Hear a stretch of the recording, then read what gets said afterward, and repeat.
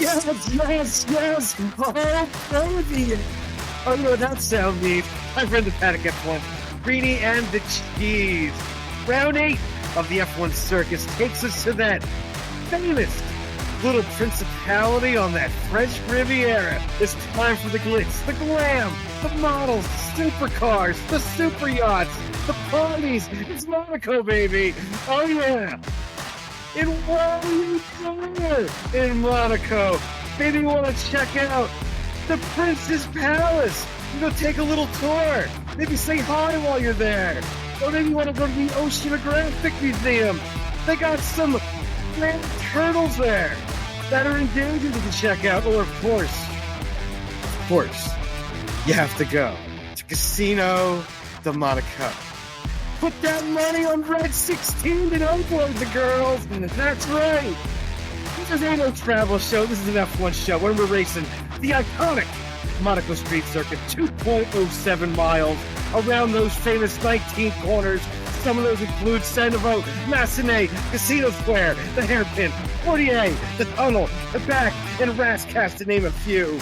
You give it the full beans for 44% your lap. And oh yes, ring those bells in Maranello, boys and girls.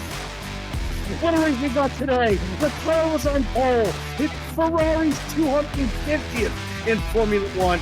Sainz and Piastri made a little contact there in Sandevaux. Sainz cut his tire, but then there was madness. His K-Mag took out Perez, and even his own teammate. Stuff was all over the track. He had to fix the barriers. Red flag.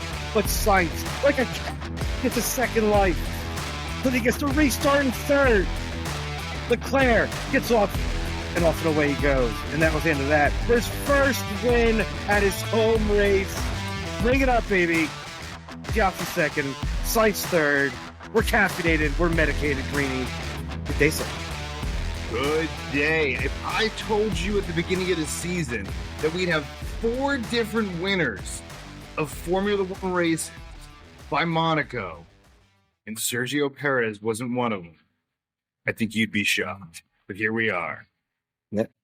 It's a Monacolese day. The man from Monaco takes it down. Finally, never even won here in F2. Never won in F1. I think only one podium in his career here at Monaco. So last time he was on pole, he couldn't even make it to the starting line. I think it was 2022. And 21, I apologize. And so here we are once again. And finally, Charles Leclerc takes it home. We have 2 Ferraris on podium. You got the Tifosi got to be feeling good, man. Ring those bells in Maranello because Ferrari's in a damn good spot. Max Verstappen, not a good weekend. Red Bull overall, a horrible weekend. If they were going to tell you, what did they walk away with? 6 points this weekend? What was the... Yeah. Is that right? Wow. Yeah, somewhere around. No, he got a few more than that, but not much. Not good. Not good. Not good. Not where you wanted to be if you're a Red Bull. Definitely where you wanted to be if you are a Ferrari or if you're a McLaren fan as well.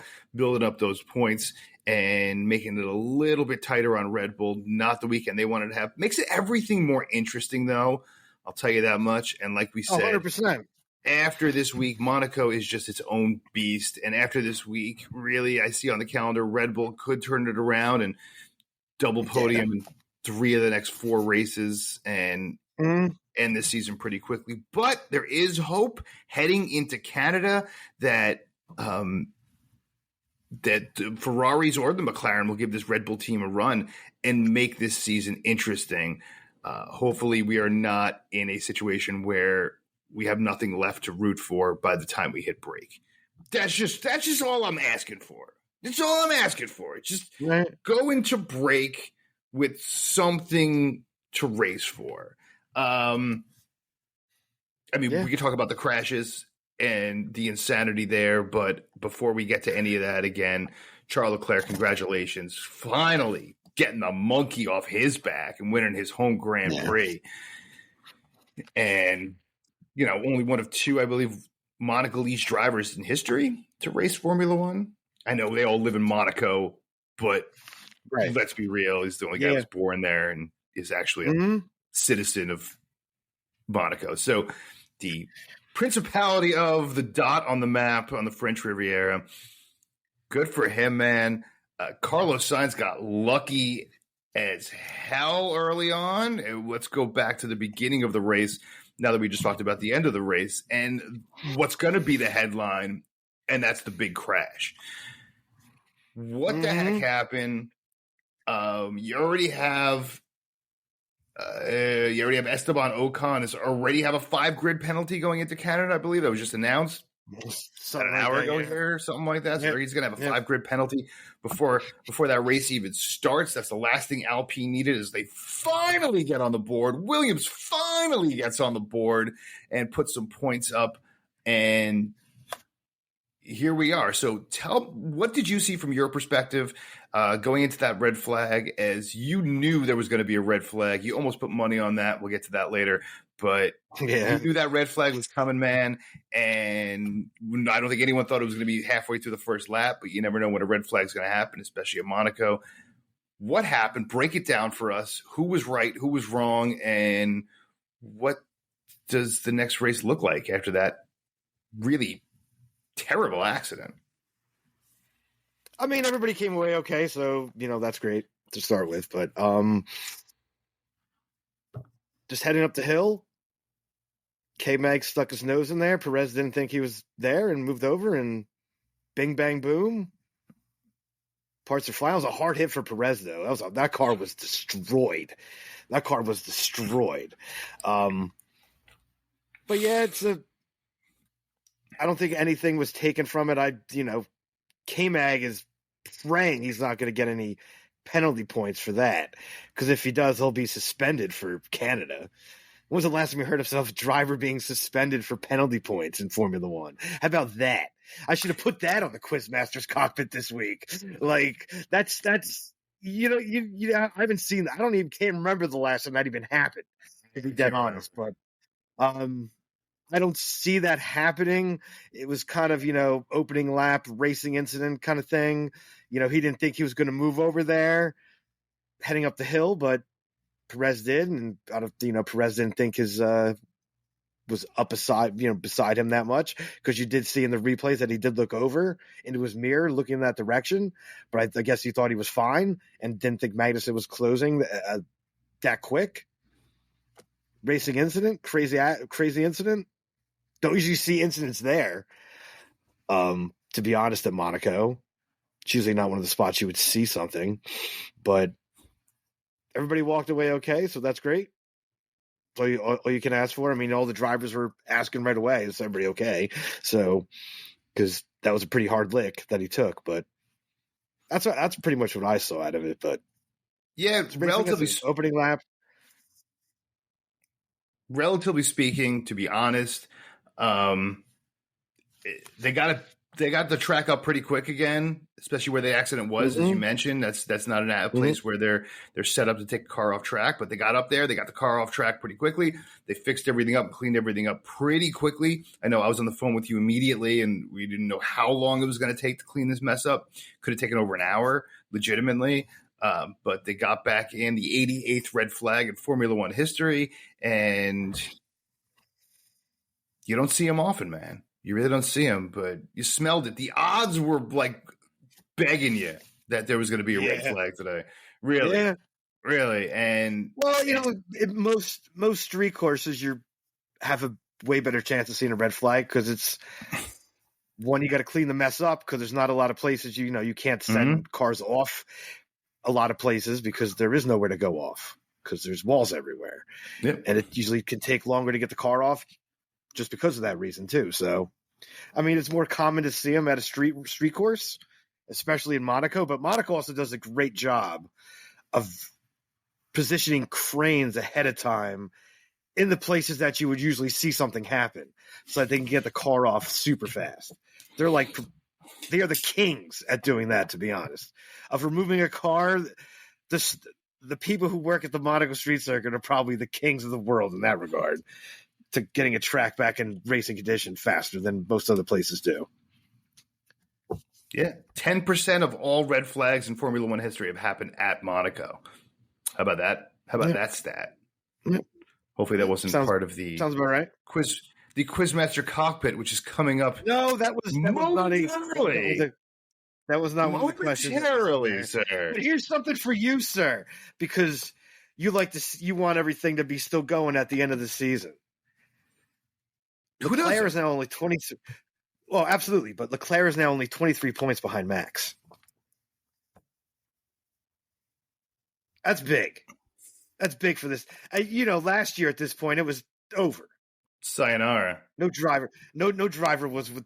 Even Perez wasn't even within like 40 points of Max. I don't think even that's the point last year. So to have somebody 23 points behind the championship leader, it's game on. Red Bull has Max has a DNF. Next race, Leclerc wins the race. Leclerc's in the championship lead, so it's game on. We already have more winners this year through 8 races. This eighth race of the season. Than we did all last season with 3 different winners with Sainz, Perez, and Max. I believe they're the only ones to win in 23, right? So with that, as we all talked about, Max is definitely not going to match his totals of last year at this point. Obviously, I think he's already now he has to win every single race of the season to match last year's total at this point. And going in May and basically how the season's gone, even though Max is probably going to win the Drivers' Championship, maybe not after this weekend, but listen, Monaco is what makes Formula One special. And I know a lot of people are complaining about it, but Monaco makes what makes Formula One special. Different racetracks, different lengths, different styles of driving. It's what makes Formula One special, because if it's the same race every single time or the same style of race on a closed track and the same number of turns and straightaways relatively within 3 or 4, that doesn't make a fun Formula One season. Even though Monaco has become a pageantry or a parade at this point. A parade where the cars are just too damn big for it. They're what? Too wide. Too wide. They're too wide. If the cars I hope the new regs and the cars shrink down to get to a more nimble racing size, and then you'll be able to see racing again in Monaco. You'll be able to see some passing. But right now, the cars are just too wide, too long, and it's absolutely hard to pass. I mean, seeing, Valtteri Bottas make a move on Logan Sargent, that was like, wow, somebody's passing somebody at Monaco, like on track. Like, wow. But, you just don't see that anymore because the cars just, the way they're designed now, they're just too big. They need to shrink the cars down. I think you'd get better racing in general out of that if the cars were smaller, because they'd be a lot more nimble, and you'd see a lot more racing and probably even better racing. Well, once again, we have a parade of cars around Monaco. Once again, we have the complainers who it's all about qualifying, which it is in Monaco. It's the shortest track on course, by a lot, and it's the slowest track. So, overall, as far as average speed, I think never even been over 100 miles an hour average speed at this track. So, it's a treat. It's a treat. Oh yeah, every year it pretty much comes on my birthday, so it's a treat for me. As today, I'm ringing that one in. So we'll see what happens. Listen, if you haven't already, you got to email the show. You got to check out the YouTube. Just hit Greeny and the Cheese. Check out the YouTube channel. We're going to get this video up tonight. We're going to get the podcast up. Should be up already if you're listening to it. Only a few hours after the race here. So love Europe. Love the 9 a.m. starts here on the East Coast, so we can actually get a podcast up within a couple hours of the race. And bring you guys as hot of a take as we can. Check us out. Email the show in the paddock@gmail.com. We love to hear from you. And now it's time. 1 lap, 3 sectors. Either you get them all right or you might as well get them all wrong. And in the control booth, as always, in the tower, the Cheese trying to stump me as he often does. So without further ado, sir, are you ready? Well, the question is, are you ready? Can you come back from your absolute debacle of last weekend when you went 0 for 3? 2 weeks ago, 2 weeks ago, went 3 for 3. So probably not. That was I partied a little too hard the last couple days here, so I may or may not be prepared. But hopefully, I'm prepared. My mental that 40% will get you, won't it? Yeah, to drain me to 0%, just about. So I'm running on fumes right now. So hopefully, the questions will be kinder than usual, and we have a shot here. Well, I might have jinxed you because I put winners first in the next part. So, then it's over. Then it's already over. I might as well put this bell in the garbage at this point. Just make sure it works. Oh, the bell works, and that's the last time we'll be using that. No, I think you have a chance. All right. Question number 1, sir. Question number 1. Who is the king of Monaco? Meaning, how many wins? Or who has the most wins? And how many do they have? It's Ayrton Senna. With part a six-pack. A six-pack. That is correct, sir. Including 5 in a row. Bell out. Only man to ever do 5 in a row. No one's ever even done 4 in a row at Monaco. No. That's why he's the king. All right, 1 for 1. 1 for 1. Ferrari was on the top step today.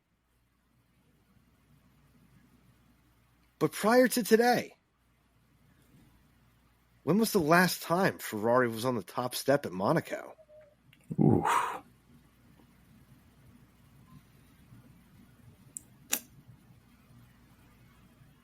Ooh.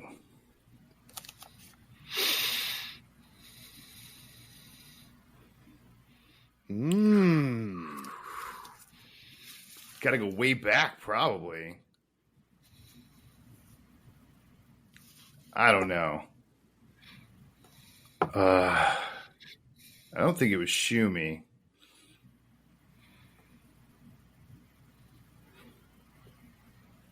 Was it Fernando Alonso? That is incorrect. Sebastian Vettel, 2017. Oh, that's right. Vettel. Yeah, it wasn't that long ago, actually. Yeah, Vettel. No. Vettel won a couple times there. Vettel's got a few wins. But that is incorrect. That was a good question. I should have known that one. Question number 3. Including today, how many F1 wins does Ferrari have at Monaco?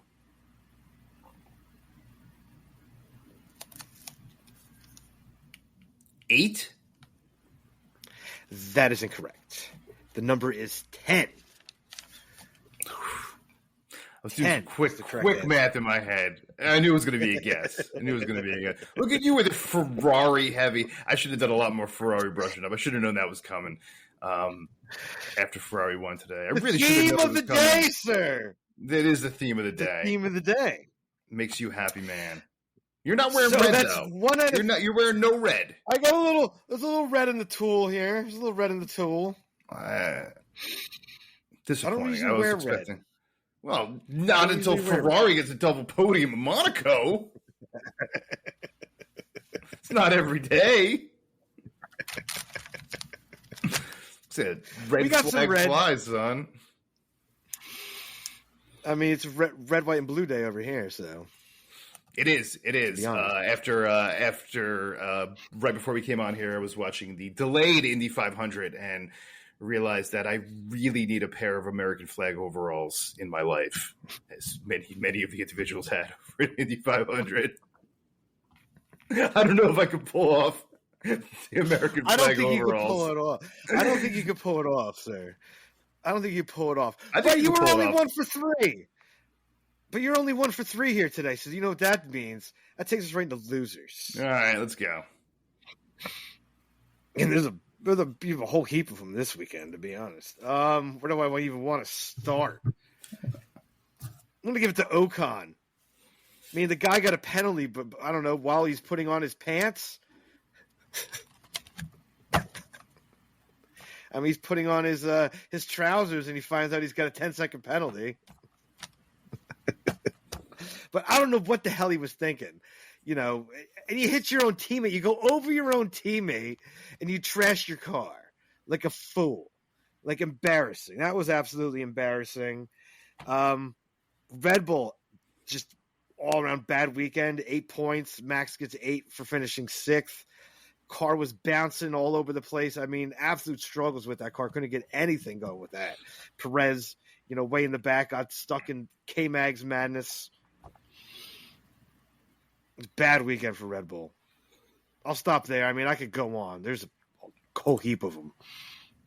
Yeah, the whole back of the pack is not good. I don't know where the slap was going this week. I don't think we talked about it, but I think I have a pretty good idea. I mean, overall, Aston Martin really should have a top 5 car right now, and to have just not even a disastrous weekend.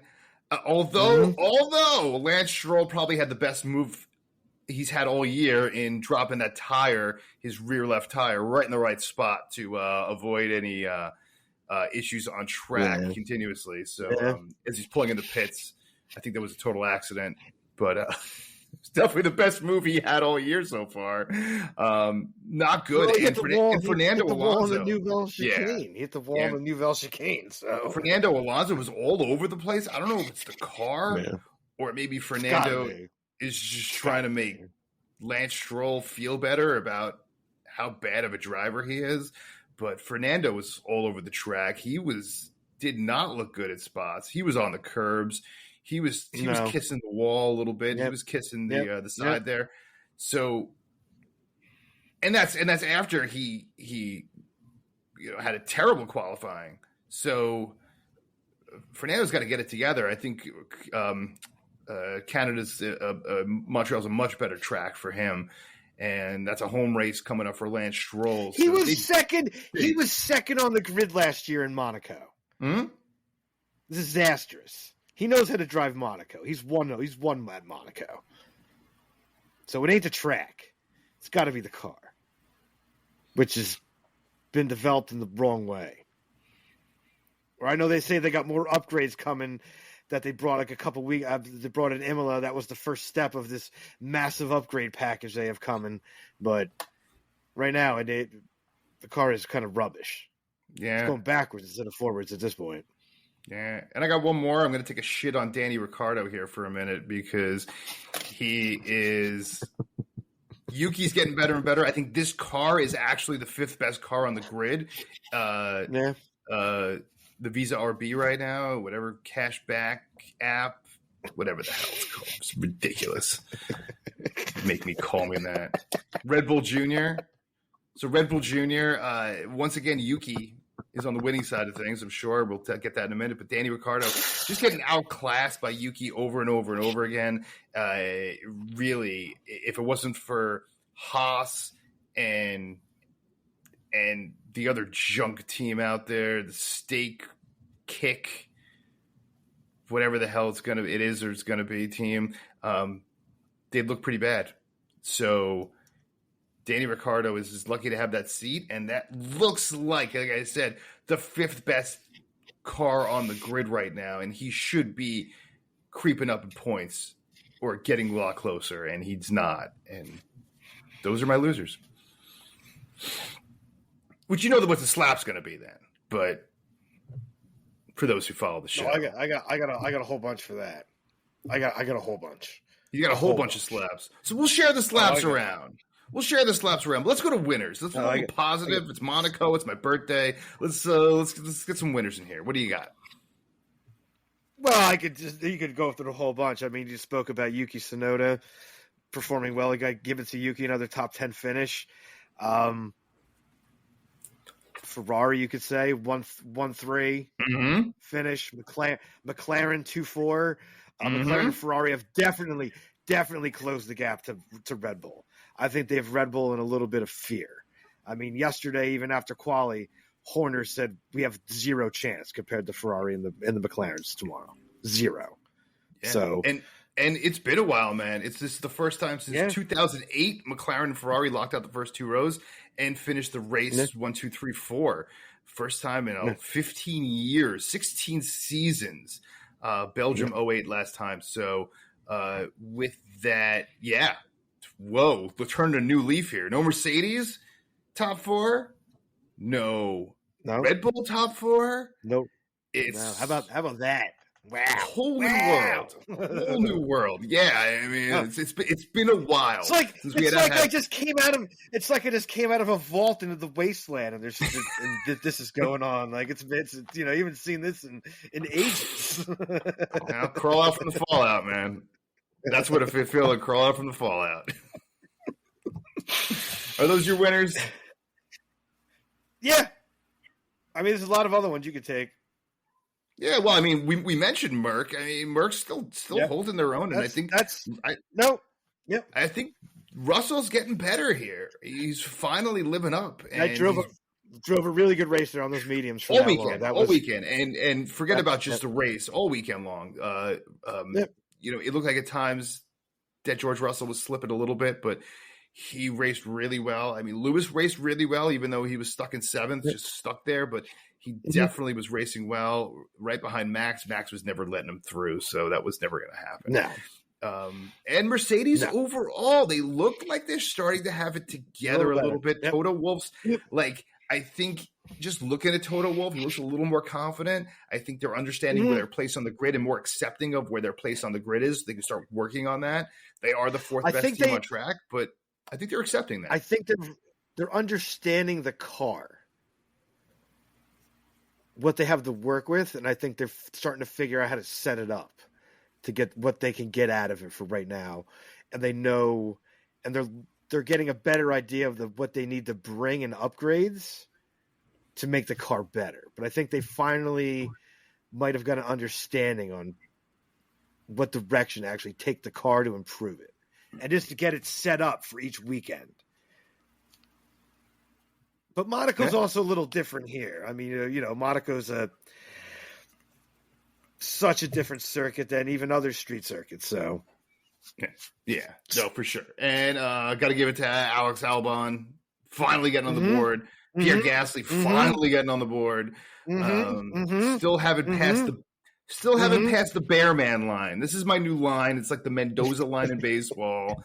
It's the Bearman line. You need more than 6 points at some point during the season. If you cannot beat Ollie Bearman's 6 points at any time this season, barring that he doesn't show up. If he shows up for Haas, if Ollie Bearman shows up for Haas, I know I wanted to finish this segment, but if Ollie Bearman shows up for Haas and gets points in Canada, I'm going to throw something. All right? You know that's probably going to happen. He's going to finish in the 9th or 10th. I'm calling it right now.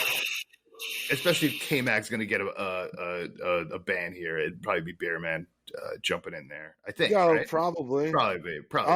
No, they do have a replacement driver at Haas, so probably be him. We'll see what happens there. Which leads us, of course, to the aforementioned. I need to slap my goddamn for that. Do you have a slap? I mean, I have a slap. Where do you want to begin? I got 2. You go first. I got 2. The engineers at Haas, for one. You bring a new rear wing, but you don't tell them how to set it up right to not violate the 85 millimeters rule. Or 85 centimeters. Back of the line. Come on. Go to the back of the line. That is absolutely embarrassing.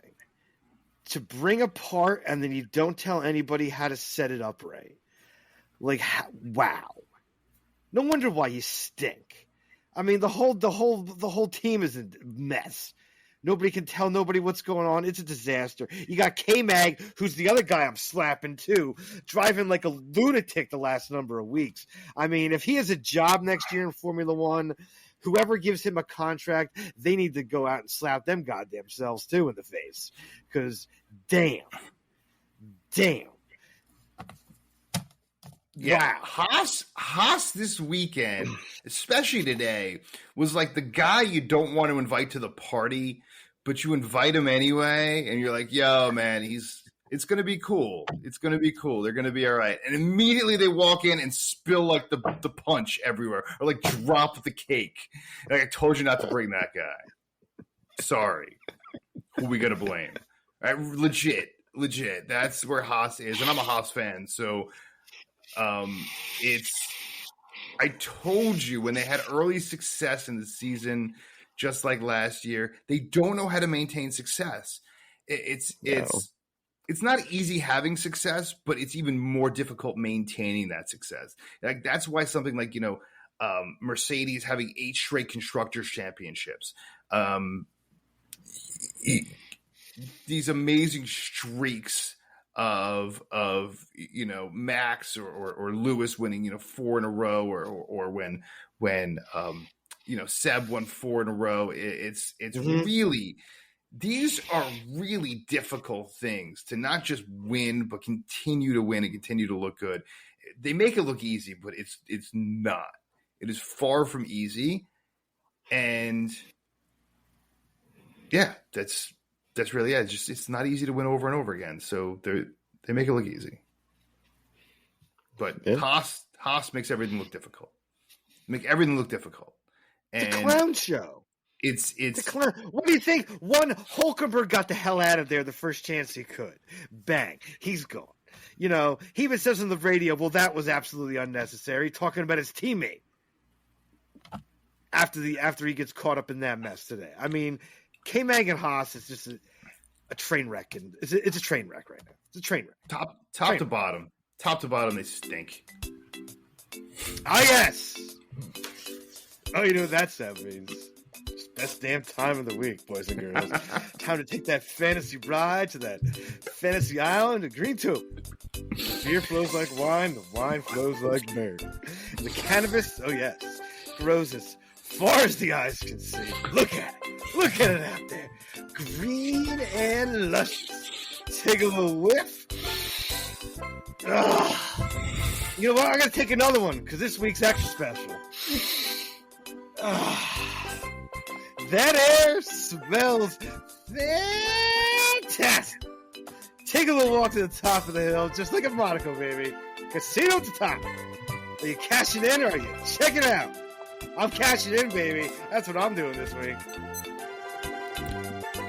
Yeah, last week you beat me, but you lost money.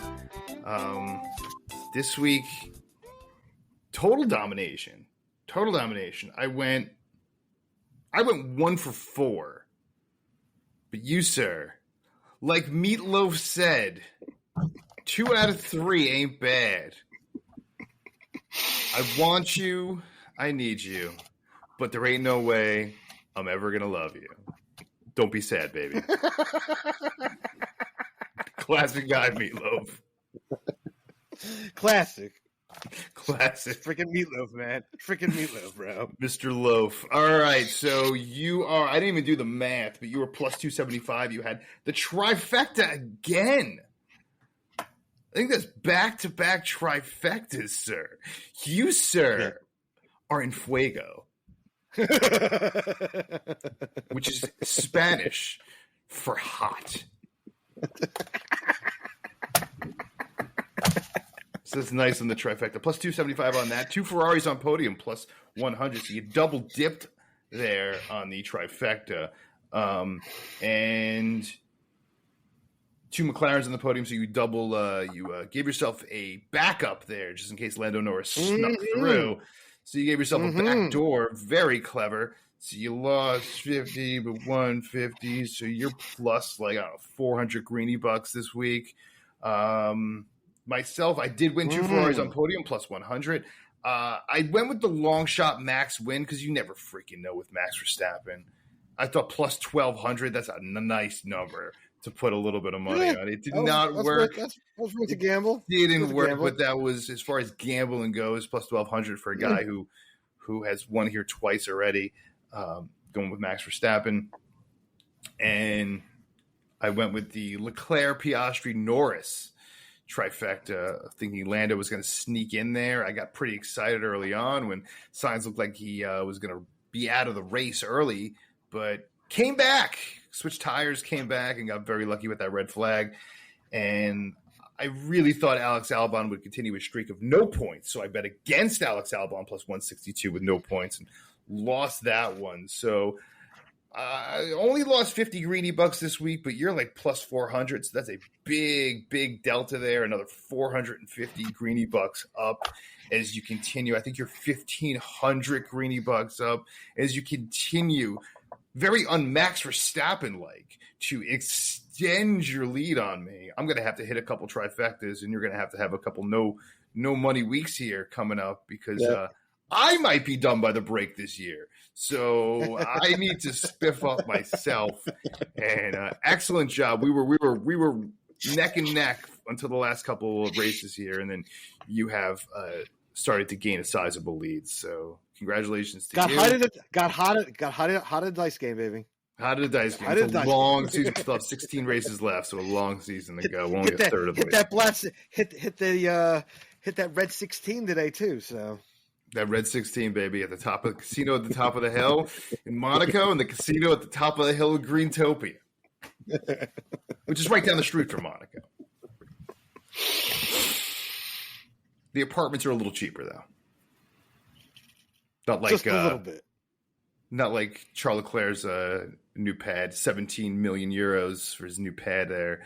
I'm sure his girlfriend, who they showed, 600 times during the race, is probably enjoying that view. So anyway, leaves us with one thing and one thing only, and that is it's time for In the News.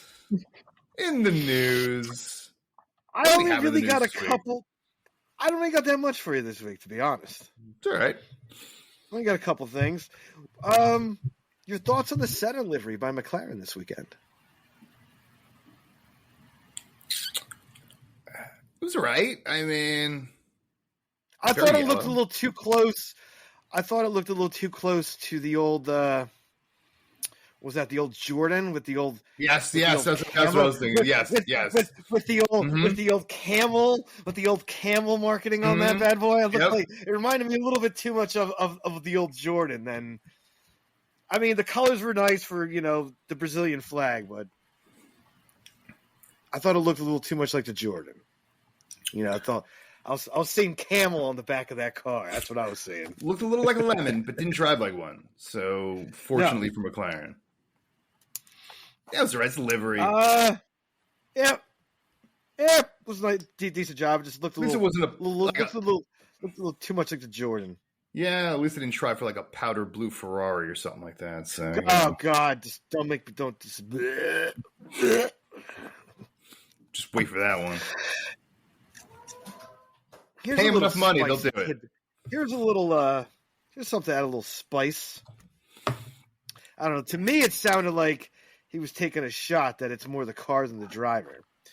But Zach Brown has come out and said recently that 6 or 7 drivers could have won the world championship in Max Verstappen's Red Bull. Shots fired? I'm keeping it spicy. I think Max is proving this year, especially with Sergio Perez driving the way he's driving, and that. Well, the same thing happened with Sergio last year too. So maybe it wasn't a fluke. No, Sergio was much better last year. He's driving dreadful now, and today just proved how bad he is. He won 2 races by this time last year. Yeah. He won twice. Yeah. He didn't win once. How many podiums has Sergio been on this year? How many podiums? I mean, you like Sergio Perez because he left the door wide open for Ferrari to be podium. Podium for Ferrari. 7 out of 8 races this season for Ferrari.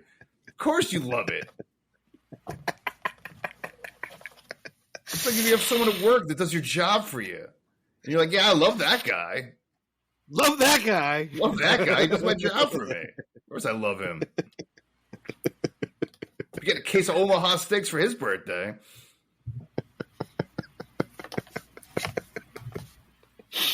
Damn straight. Oh, jeez. All right, what else you got?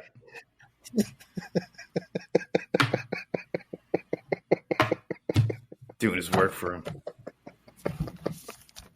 I mean, seriously, how many podiums? I got something interesting. Has Perez been on this year? I'm gonna look up. You tell me something interesting, and I'm gonna look this up. I'm gonna say probably maybe 2, 1 or 2, I think only. So apparently, so I texted you this the other day when I saw it. Well, then I heard something else later in the week. Apparently, Bottas and Sainz are both talking to Williams, but they only got one seat. So that sounds like a James Vowles operation going on there. First of all, Sergio Perez has made half the podiums. He's made 4 podiums this year. Doesn't feel like it. All right. But he's made 4 of the Doesn't feel like it. podiums. Doesn't feel like it, though. Yeah, James Vowles is the guy that would ask, like, 2 best friends to prom at the same time. And then be like, I hope they don't talk to each other. That's the move. That's the move. Every week, James Vowles is a new dumbass move. Last week, he was the guy who shows up to vacation. I thought you had the plane tickets. No, dummy, you were supposed to buy them. And now he's asking two. It's ridiculous. James Vowles is an amateur. It's sad. It's sad because I had a lot of hope for James Vowles, and I've been talking about it for years. You're a big fan. I was a big fan. I was a big fan of James Vowles. You know, well, I can tell you this. Listen, I can tell you this. Williams ain't calling us to be on our show right now. No. Well, most teams aren't calling us. I mean, I emailed Haas. They're definitely dope. They definitely wouldn't come on this program. I emailed the PR department at Haas again, and do you know what they told me? You know what they told me? What I would say, I probably wouldn't say on air, would be my response. They told me nothing because they don't respond to any of my emails either. So I'll try them again. We'll see what they get the response for here. But James Vowles, let's get him on the show. That's the effort now. Let's get him on the show, and because I think this might be the only show he would go on. I think we've sunk to that level because he's bad. He's bad, and he is going to get booted out of there. He took a team that was cuspy, that really wanted to, be a 7th or 8th this year, and is just dead last. Finally getting points on the board. If it wasn't for Esteban Ocon being a disaster, who knows what would have happened today with those two? Yeah, they could have got both of them. They could have got both of the points. They could have got both of them in there. Obviously, Gasly didn't pass Albon, but it's been a disaster. From the Logan Sargent thing, getting booted in Australia, to now, it's just so much dumb shit, and you're not in a position to be incompetent. You're the head guy now, and it's also about accountability. You know me, and it's about accountability in the end. And I don't think he's accountable for how much weight he has on his shoulders and all the people and the families. Listen, it is tough to be the guy on top when you have that pressure of not just the people who work for you, but their families, your livelihood. You're on the road, 30 weeks of the year. It's a lot to put on your shoulders. And you're not hearing the complaints from the guys you've never heard of that work for him, that work very closely with him. In the engineering department, the mechanic department, in the communications department, in the marketing department. That's a lot of departments. When you're only in the engineering department and now you're overseeing all these departments and being that point person, that's really, really tough. And it's obviously overwhelming him, obviously. And then you have the pressure to perform and win. And now you're dead last. And you make mistakes, and those mistakes are amplified. And good for him. How many other team principals in Formula One have publicly thrown members of their team under the bus? Listen, leaders eat last, and if James Vowell's the only one I can think of recently. And what that means, leaders eat last, really means that you are the last in line to eat and you're the first in line to take the blame. You make sure everyone on your team is taken care of. And like I mentioned before, you have all that weight on your shoulders of all these teams. You have to have your teams back, whether right, wrong, or indifferent, right? You have to have your teams back.